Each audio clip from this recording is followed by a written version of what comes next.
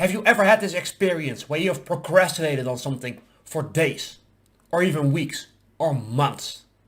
And then suddenly, as something happens, maybe a deadline approaches over here, and suddenly, poof, like magic, in a day, you do more work than you did in the entire month before that. If so, then you have experienced Parkinson's law in action.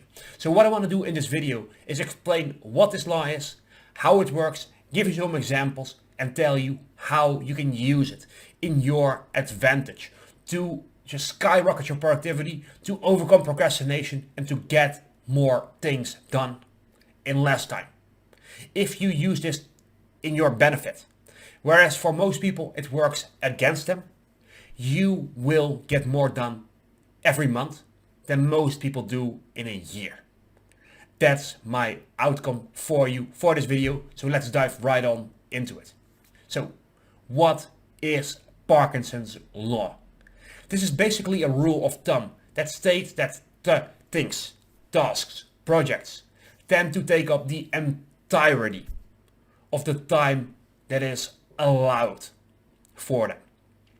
So an example for this would be if a project is due over here on Tuesday, people tend to take all the way up until Tuesday to finish it. So maybe they do a little bit of work this week, they do a little bit of work next week, they do a little bit of work the week after that, and then the 2 days before the deadline, poof, 90% of the work gets done. However, let's say the deadline was 2 weeks earlier. The work would be done in that time frame. It would be way more condensed and way more focused than when it is spread out over a long period of time. So that's just one example. Another one would be, for example, for me a couple of weeks ago, there was this party I wanted to go to, but I still had quite a bit of work to do. But I'm like, I really want to go. And I look at my watch and it's already like getting quite late. And so like at that moment, in that time from when I decided to when I was supposed to go out, right? I did more work in that 1 hour that would normally take me 3 hours. And the work was not any worse. I was just way more focused, way more productive, and I got into that flow state. And so one bigger example of this would be high school versus college and real life. Because in high school, people have a lot of structure. And what you're going to see oftentimes, myself included, is that someone who is great in high school, is getting top marks, who is just easily breezing through, is suddenly going to falter when it comes to college, when it comes to the real world, like the working life, right? And the reason for that is in high school, there's a deadline here, there's homework there, there's a test there, there's more homework, another task, another test, and so on, right? Every week, almost every subject has some forms of commitments, right? It has a lot of deadlines. And so it uses Parkinson's law to their advantage. Because again, when you are forced to study for this test on Thursday, you can slack off. And then again, if after the test on Thursday, you have another homework project due the next Tuesday, again, you have very little time to be procrastinating. You have a structure that basically forces you to stay productive and to at least do the bare minimum to pass those courses and to pass those tests, right? And so as you move on to college over here and to the working life, that is no longer present. Whereas every week like that, there's deadlines in high school. In college, it's like you start the semester. Over here, like 8 weeks later, there's a midterm. And then 10 weeks later after that, there's a final. And maybe somewhere in between, there's a deadline for one project that you need to finish, right? That's the huge difference. And that's where I failed when I went from high school to college. I completely faltered. I was 18, I had no willpower, I had no discipline, and I had no real skills of getting myself to do the hard work. I had none of that. And I failed miserably because of Parkinson's law.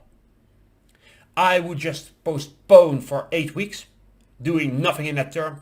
And then it's like, oh shit, my exams are next week. And I tried to make it up. I still couldn't manage the discipline. And I would fail to do it. Because there was way too much freedom. And so if you want to use Parkinson's law to your advantage, there's a couple of things you should just create in your life. And that is, first of all, some form of structures and deadlines. For most adults, the only structure they really have is at their job, where their boss says, hey, Michael, hand me this report on Tuesday, right? And so people tend to be way more productive at their work than they are in their personal life. Because in their personal life, as adults, there's no one to tell you, hey, don't go to McDonald's. Go and cook a healthy meal. There's no one telling you, hey, come on, you slacked off yesterday, you go to the gym today. No excuses, right? There's no one except us to really enforce those things. There's no structure, there's no deadlines. And so for a lot of these things, Parkinson's law kicks in. And a lot of dreams will never get achieved because there is no structure, there's no deadline. And so the time allotted for something, a project that you kind of want to do, that deadline becomes forever. And people never actually get started on it because there's no urgency. People don't have this thing of like, oh my God, if I don't do it now, it's not gonna happen. And so you need to create that structure for yourself. So for example, if you're working on a passion project where you're like, okay, this should be finished in December. That's a very long time. So set a sub deadline for next week. Set another one the week after that. Set another one the week after that. And continue all the way with smaller deadlines to keep yourself on your toes, to keep yourself focused, to keep yourself in that productive flow state where you're like, oh my God, this must get done now. Create that structure for yourself. The second thing you can do to make Parkinson's law work for you is to use accountability. When you tell everyone you care about what you're going to do, when you're going to do it by, now people are going to be like, oh, how's that thing going? And if you are now the person who says, oh, that diet I said I was going to go on 2 weeks ago, oh yeah, I already quit that.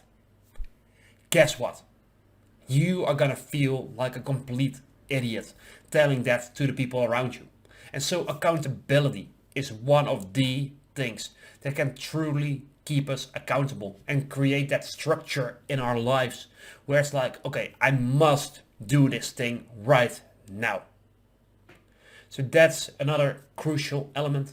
And then the third thing is to use pre-commitment. And what this means is the following. Right now, if I tell myself I'm gonna go to the gym on Saturday, that's very easy to do because the person who will be going to the gym is future me, not present me. And this is something that has to do with the present bias. So what the present bias basically means is the following. Right now, in this moment, your mind puts a way heavier weight on anything. So for example, if I have to do a bit of work now to get a lot of pleasure later, the bit of work might be this, but because it's in the present moment, the mind is gonna exaggerate it to like this. On the other hand, the huge pleasure can be this, but because it's in the future, it gets discounted and your mind thinks it's like this.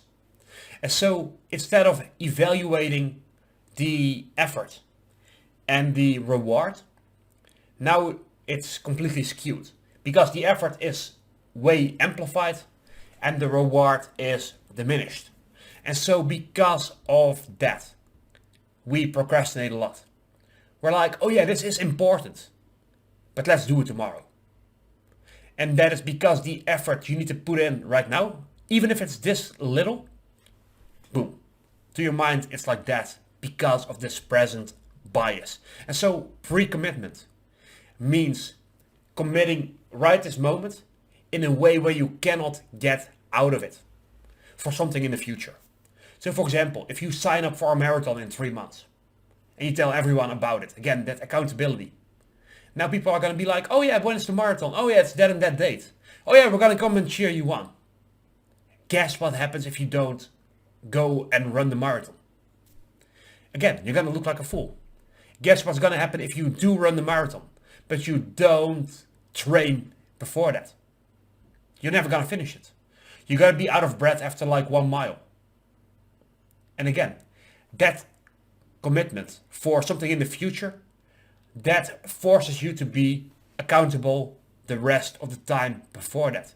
And so again, those are some ways to make Parkinson's law work for you. Create a rhythm, create a structure, and be your own boss. Be that person to tell yourself, hey, this thing, get it done by Monday. Or even better, get it done today, right? You set your own deadlines. And if you can shorten the time between when you say you want to do something and when it must be done, the shorter that time, the closer that time frame, the better.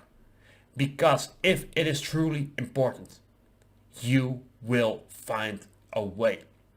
But you need to create that sense of urgency for yourself, to have that structure, to have deadlines, to have accountability, to have pre-commitments working in your benefit. Because again, for most people, they use Parkinson's law against them. Because for most personal goals, there is no set deadline. There is no time when something must be done. There is no time when someone must go to the gym. That is what we decide for ourselves. But because most people lack that urgency, today becomes tomorrow, tomorrow becomes next week becomes next month becomes a New Year's resolution, which gets broken in the middle of January or February, and that New Year's resolution becomes never. That is the path that so many people are on. So create that sense of urgency for yourself. Create those deadlines and don't be the person where today becomes never.